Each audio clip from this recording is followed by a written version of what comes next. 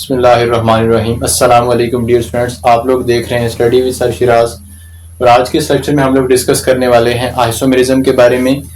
और ये टॉपिक आपके लॉन्ग क्वेश्चन के पर्सपेक्टिव में, शॉर्ट क्वेश्चन के पर्सपेक्टिव में और एमसीक्यूज के हवाले से बोर्ड के पेपर में बहुत ही ज़्यादा इंपॉर्टेंट है। स्टार्ट करते हैं with the isomerism. So isomerism basically हमारे पास क्या है? Existence of compounds with different structure formulae but same molecular formula. अब आप लोगों ने पढ़ा होगा कि हमारे पास अगर हम बात करें, पहले आइसोमर की डेफिनेशन में बता देता हूं आपको, देन हम आइसोमेरिज्म की तरफ चलेंगे। अगर आइसोमर की बात की जाए तो compounds having same molecular formula but different structures या different structure formula that are called the isomers. तो उसी बेस के ऊपर हमने आइसोमेरिज्म की जो डेफिनेशन बनाई है कि हमारे पास डिफरेंट कंपाउंड्स का एग्जिस्ट करना जिनका स्ट्रक्चर फॉर्मूला डिफरेंट है लेकिन उनका जो मोलेकुलर फॉर्मूला होता है वो सेम होता है। This phenomena is known as the isomerism. अब अगर बात की जाए टाइप्स ऑफ आइसोमेरिज्म के बारे में तो बेसिकली हमारे पास दो मेजर टाइप्स होती हैं आइसोमेरिज्म की। The one is structural isomerism और दूसरी हमारे पास होती है जियोमेट्रिकल आइसोमेरिज्म। तो ये बेसिकली दो मेजर टाइप्स हैं या दो मेजर काइंड्स हैं हमारे पास आइसोमेरिज्म की। आगे जितनी भी नीचे हमने काइंड्स लिखी हैं ये सारी की सारी स्ट्रक्चरल आइसोमेरिज्म के अंदर ही आती हैं, इसीलिए यहाँ पे स्टूडेंट्स को कंफ्यूजन होती है। तो याद रखना है आपने कि स्ट्रक्चरल आइसोमेरिज्म और ज्योमेट्रिकल आइसोमेरिज्म दो मेजर टाइप्स हैं। आगे ज्योमेट्रिकल में भी डिफरेंट फॉर्म्स बनती हैं और जो स्ट्रक्चरल आइसोमेरिज्म है उसकी तो 4-5 जो है वो डिफरेंट टाइप्स हैं। सो स्टार्ट करते हैं पहले स्ट्रक्चरल आइसोमेरिज्म के बारे में कि ये आइसोमेरिज्म कैसे बनती है। बेसिकली हमारे पास जो स्ट्रक्चरल आइसोमेरिज्म है that arises due to the different attachment of atoms. अगर बात करें स्ट्रक्चरल आइसोमेरिज्म कैसे बनती है तो अगर एक कंपाउंड के मोलेकुलर फार्मूला में या डिफरेंट अटैचमेंट ऑफ एटम्स होती है सो उसके रिजल्ट में जो बनने वाले डिफरेंट कंपाउंड्स होते हैं that are known as the structural isomers. ठीक है, अब जितने भी आगे हमारे पास डिफरेंट टाइप्स होंगी उन सब टाइप्स में आप देखेंगे कि हर एक जो दो आइसोमर हैं वो एक दूसरे से कैसे डिफरेंशिएट होते हैं कि उनमें जो अटैचमेंट ऑफ एटम्स होती है वो डिफरेंट होती है। ठीक है, अब स्ट्रक्चरल आइसोमेरिज्म की जो पहली टाइप हमने डिस्कस करनी है that is the chain isomerism that arises due to difference in the length of longest या स्ट्रेट चेन। ऑर्गेनिक केमिस्ट्री में हम लोग ये आगे जाके डिस्कस करेंगे जब हम नोमेनक्लेचर के बारे में पढ़ेंगे। इससे नेक्स्ट जो चैप्टर है उसके अंदर कि हमारे पास कोई भी एक कंपाउंड है जो ऑर्गेनिक कंपाउंड है उसमें बहुत सारे नंबर ऑफ कार्बन्स होते हैं, लेकिन उन सारे नंबर ऑफ कार्बन्स में से हम कोशिश करते हैं कि एक लॉन्गेस्ट स्ट्रेट चेन उसको सिलेक्ट कर लेते हैं और उसी की बेस के ऊपर हम पेरेंट नेम रखते हैं। अब ये जो हमारे पास चेन आइसोमरिज्म होती है या चेन आइसोमर होते हैं ये कैसे बनते हैं कि अगर दो डिफरेंट हमारे पास चेन्स बन रही हैं या लॉन्गेस्ट चेन्स बन रही हैं किसी एक मॉलिक्यूलर फार्मूला के साथ, तो वो जो दो डिफरेंट चेन्स वाले कंपाउंड्स बनेंगे that would be known as the chain isomers. ठीक है, साथ में एक एग्जांपल दिए तो इन सब में यही हमारे पास पैटर्न है कि आपने हेडिंग लिखी किसी भी आइसोमेरिज्म की, उसकी डेफिनेशन करनी है, उसके आगे एक एग्जांपल करनी है। अब अगर बात करें चेन आइसोमेरिज्म की तो उसमें हमारे पास जो हमने एज एग्जांपल सेलेक्ट किए हैं दो कंपाउंड या आइसोमर को क्या है, 4 कार्बन कंटेनिंग हमारे पास एक कंपाउंड हमने सेलेक्ट किया है। स्ट्रेट चेन में 4 कार्बन लगे और इसका नाम क्या है हमारे पास एन ब्यूटेन, मतलब 4 कार्बन वाले कंपाउंड को अल्केन को ब्यूटेन कहते हैं, तो ये एन ब्यूटेन है। अब अगर इसी का हम बनाते हैं दूसरा चेन आइसोमर तो कैसे किया है कि यहाँ जो लॉन्गेस्ट चेन थी वो कितनी, अब ये आप देख सकते हैं कि चेन है और इस चेन के अंदर कितने कार्बन प्रेजेंट हैं, 4। लेकिन अगर हम इसका चेन आइसोमर बनाते हैं तो इसमें देखेंगे ये जो स्ट्रेट चेन हमारे पास आ रही है इसमें 3 कार्बन कर दिए और एक कार्बन को हमने चेन के साथ बाहर की तरफ ब्रांच लगा दी। ठीक है, सो ये दोनों हमारे पास कंपाउंड, अब इनका मॉलिक्यूलर फार्मूला सेम लेकिन डिफरेंस किस बेस पे आया है कि इन दोनों की जो लॉन्गेस्ट चेन्स हैं वो डिफरेंट है, तो उसको हमने नाम क्या दिया है आइसोब्यूटेन, इसको नाम दिया है एन ब्यूटेन। नेक्स्ट टाइप है हमारे पास position isomer that is due to the difference of position of same functional group और द सब्स्टिट्यूएंट। अब ये फंक्शनल ग्रुप क्या होता है इसके ऊपर एक और डिटेल्ड वीडियो हमारे पास मौजूद है जो कि आपको इसी वीडियो के एंड स्क्रीन के ऊपर मिल जाएगी। आप लोगों ने उस वीडियो को भी जरूर वॉच करना है ताकि आप लोगों को ये समझ आ सके कि फंक्शनल ग्रुप्स क्या होते हैं।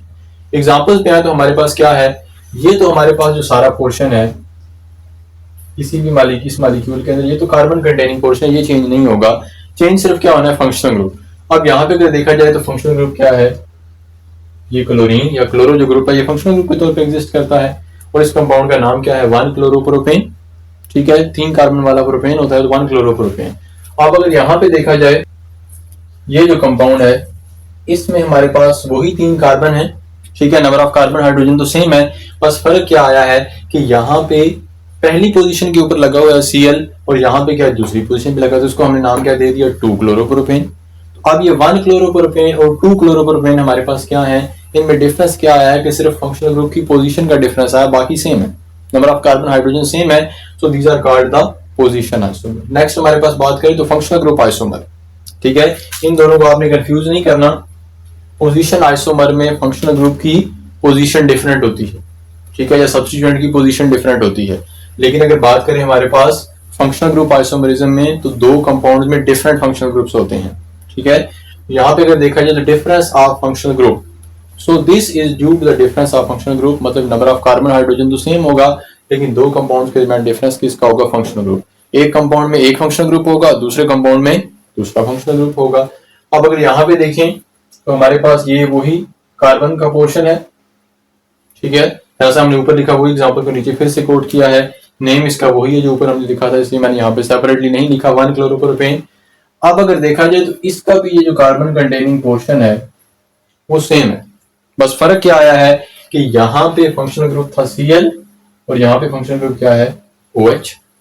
तो दोनों में डिफरेंस क्या आया, फंक्शनल ग्रुप का, बाकी कार्बन हाइड्रोजन का नंबर दोनों में सेम है। और इसको हमने नेम क्या दिया है 1 प्रोपानोल। प्रोपानोल बेसिकली क्या है, ये अल्कोहल्स को नेम दिया जाता है OL से, ठीक है जी, जो कि हाइड्रोक्सिल ग्रुप मौजूद है, that is called the alcohol and this compound is known as the 1 propanol. Next हमारे पास जो टाइप है वो क्या है, मेटामेरिज्म। इसकी डेफिनेशन बड़ी इंपॉर्टेंट है, अक्सर पेपर में पूछी जाती है कि that is due to the difference या due to the unequal distribution of carbon atoms on the either side of the functional group. अब इसमें हमारे पास क्या है, फंक्शनल ग्रुप सेम है, number of carbon hydrogen same, बस फर्क क्या है कि जो फंक्शनल ग्रुप की दोनों साइड है लेफ्ट राइट, उनके ऊपर अनइक्वल डिस्ट्रीब्यूशन हो जाती है कार्बन की। एक दफा कार्बन एक साइड पे ज्यादा होंगे, दूसरी दफा दूसरी साइड पे ज्यादा होंगे। एग्जांपल के तौर पे हमने क्या यहाँ पे लिखा है, अब अगर इस कंपाउंड को देखें तो फंक्शनल ग्रुप इसमें क्या है, ये ईथर फंक्शनल ग्रुप होता है ऑक्सीजन, और इसके दोनों तरफ अल्काइल ग्रुप्स लगी होती हैं। अब यहाँ पे क्या है, इस फंक्शनल ग्रुप के लेफ्ट पे क्या है, एक 2 कार्बन है, राइट पे भी एक 2 कार्बन, तो उसका नाम हमने क्या दिया, ये भी इथाइल ग्रुप है, ये भी इथाइल ग्रुप है, तो नाम क्या दे दिया इसे, डाई इथाइल ईथर। अब अगर इस कंपाउंड को देखते हैं तो ये तो हो गया फंक्शनल ग्रुप, तो इसके एक तरफ मिथाइल ग्रुप लगा हुआ है 3 का, एक कार्बन वाला, और दूसरी तरफ 3 कार्बन लगे हुए हैं, ठीक है। इसको नाम अब क्या देंगे, ये मिथाइल ग्रुप है, ये हमारे पास एन प्रोपाइल ग्रुप है, जो कि हम अल्फाबेटिकली नेम दे, तो हम क्या कहेंगे, मिथाइल एन प्रोपाइल ईथर। ये दोनों क्या आपस में मेटामर है। नेक्स्ट हमारे पास टाटोमेरिज्म, ये भी बड़ी इंपॉर्टेंट है, शॉर्ट क्वेश्चन के हवाले से बड़ा इंपॉर्टेंट है इसकी definition. Due to the shifting of H positive या proton within same molecule, so हमारे पास जो टाटोमेरिज्म होती है that is because of the shifting of proton within same molecule. और इसकी एग्जांपल के तौर पे हमने ये जो कंपाउंड सेलेक्ट किया है, इसके स्ट्रक्चर अगर आपको देखते हैं तो आप लोगों को पता चल जाना चाहिए कि ये हमारे पास किसका स्ट्रक्चर है, that is the structure of the amino acid. ठीक है, जो अमाइनो एसिड का स्ट्रक्चर है, और इसमें क्या होता है कि इधर अमाइनो ग्रुप है, ये कार्बोक्सिल ग्रुप है, तो ये अगर यहां से प्रोटॉन उठ के अमाइनो ग्रुप के पास आ जाए तो इसके रिजल्ट में जो स्ट्रक्चर बनेगा that is known as the tautomer. ठीक है, तो अब यहाँ पे क्या हुआ, ये COO माइनस, क्योंकि प्रोटॉन निकल गया तो माइनस चार्ज है, यहाँ पे क्या है, इस NH2 ने एक और H को एक्सेप्ट किया तो क्या बन गया NH3, और उसके ऊपर प्लस चार्ज आ गया। अब ये जो फॉर्म होती है, इस फॉर्म को कहते हैं ज्विटर आयन। ठीक है, सो ज्विटर आयन क्या होते हैं, dipolar ions are known as the zwitter ion. ठीक है, MCAT के वाले से भी बड़ा इंपॉर्टेंट होता है, इसका MCQ पूछा जाता है, खास करके केमिस्ट्री के MCQ से पूछा जाता है, ये ज्विटर आयन क्या होता है, कैसे बनता है, कौन से कंपाउंड बनाते हैं। तो याद रखिएगा ज्विटर आयन कौन बनाता है, अमाइनो एसिड बनाते हैं। नेक्स्ट जो इंपॉर्टेंट टाइप है हमारे पास, जो मेन कैटेगरी थी हमारे पास आइसोमेरिज्म की, उसके अंदर से ज्योमेट्रिकल आइसोमेरिज्म, और इसी का दूसरा नाम होता है सिस ट्रांस आइसोमेरिज्म। ठीक है, अब ज्योमेट्रिकल आइसोमेरिज्म क्या है, तो that arises due to the difference in position of same groups around a double bond. ठीक है, सो हमारे पास यहां से 2 चीजें पता चल गई। ज्योमेट्रिकल आइसोमेरिज्म होने के लिए हमारे पास क्या होना जरूरी है, एक दोनों जो कार्बन है, जो दोनों डबल बॉन्डेड कार्बन है, ये वाला एग्जांपल आप लोग देखें, इस फोकस करें, ये दोनों डबल बॉन्डेड कार्बन है। अब इन दोनों के ऊपर सेम ग्रुप्स भी प्रेजेंट होनी चाहिए या सेम सब्स्टिट्यूएंट भी होने चाहिए। ठीक है, तब हमारे पास क्या हो सकती है, सिस ट्रांस आइसोमेरिज्म, मतलब डबल बॉन्ड भी हो और सेम ग्रुप भी हो। जिसमें आप देख सकते हैं ये हाइड्रोजन भी है, हाइड्रोजन, ये दोनों सेम ग्रुप है, क्लोरीन भी है, क्लोरीन भी है, ये दोनों सेम ग्रुप है, तो इसका मतलब है ये कंपाउंड सिस ट्रांस आइसोमेरिज्म को शो कर सकता है। तो हमारे पास अगर सेम ग्रुप्स डबल बॉन्ड के एक ही साइड पे हो तो उसे कहते हैं सिस। ठीक है, यहाँ पे लिखा हुआ मैंने सिस, तो ये सिस आइसोमर है क्योंकि सेम ग्रुप सेम साइड पे, ऐसे आइसोमर को क्या कहते हैं, सिस।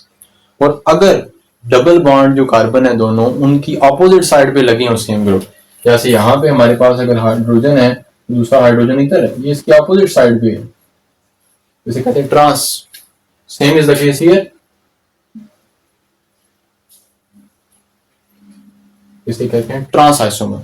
ये सिस आइसोमर है, ये ट्रांस आइसोमर है। अगर आपसे डेफिनेशन पूछी जाए कि सिस ट्रांस आइसोमर में डिफरेंस क्या है, तो आपने क्या लिखना है, if two same groups are present on the same side of double bond the compound is called cis isomer, and if they are present on the opposite side the compound is known as the trans isomer।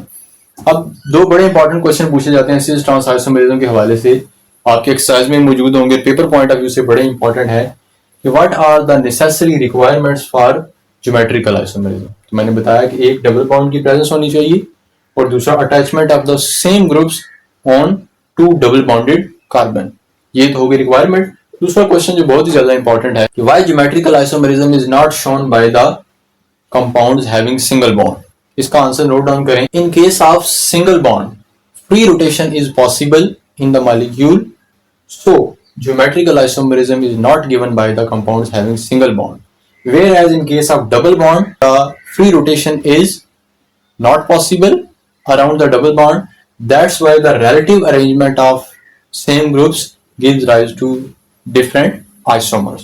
ये question बड़े important है board के paper में। ठीक है, तो ये आपने दोनों क्वेश्चन को बड़े ध्यान से नोट डाउन कर लेना है। बाकी आपको कोई भी क्वेश्चन हो इस लेक्चर के रिलेटेड तो आप अपने क्वेश्चन को हमारे कमेंट सेक्शन में जाके पोस्ट कर सकते हैं। मिलते हैं नेक्स्ट वीडियो, तब तक के लिए अल्लाह हाफिज।